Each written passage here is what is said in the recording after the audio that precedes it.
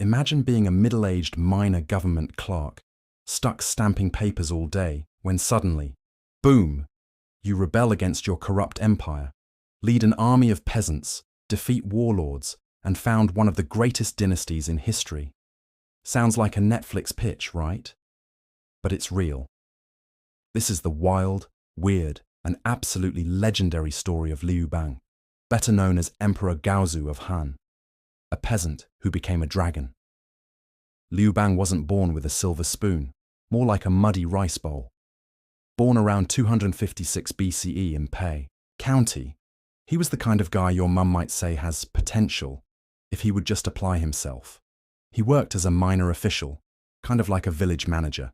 Not glamorous, but it kept the dumplings on the table. And get this, he once let prisoners go because he was too lazy to escort them. Instead of being executed for this massive fail, he ran away into the hills. And thank goodness, because history was about to need him.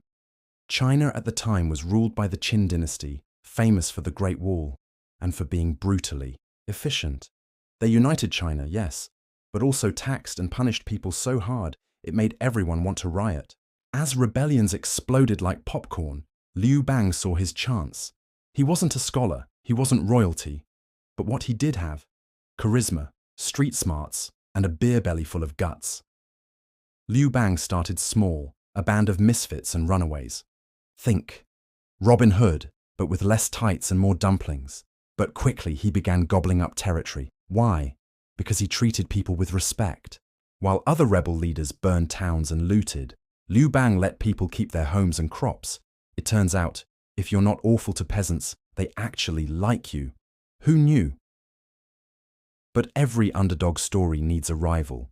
Meet Xiang Yu, the muscle-bound noble, born into privilege, raised for war, and basically the Goliath to Liu Bang's David. He was strong, he was fierce, and he absolutely hated Liu Bang. Liu Bang actually entered the Qin capital first, which technically made him the new ruler, but Xiang Yu wasn't having it. He gave Liu Bang some land way out west, like being told, "Congrats, here's your kingdom," in the middle of nowhere. What followed was 4 years of glorious chaos, known as the Chuhan contention. Think chessboard made of blood, with spies, betrayals, and battles every 5 minutes. Liu Bang wasn't the strongest fighter, but he had a killer team. General Han Xin, tactical genius. Strategist Zhang Liang, mastermind. Diplomat Xiao He, bureaucratic wizard. Together, they were the avengers of ancient China. Eventually, Liu Bang's brains outlasted Xiang Yu's brawn. After a crushing defeat at the Battle of Gaozu in 202 BCE, Xiang Yu fled. Surrounded and defeated, he took his own life rather than surrender. And just like that, the peasant from Pei became Emperor Gaozu of Han, founder of a dynasty that would rule for 400 years and whose name is still in Han Chinese today. So what kind of emperor was Gaozu? Surprisingly humble. At first, he lowered taxes, encouraged farming, and rewarded those who supported him. He even joked about how he got lucky. But ruling isn't easy.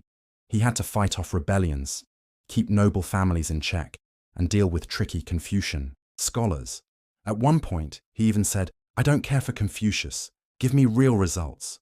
Still, Gaozu balanced central power with local rule, creating a stable system that outlived him.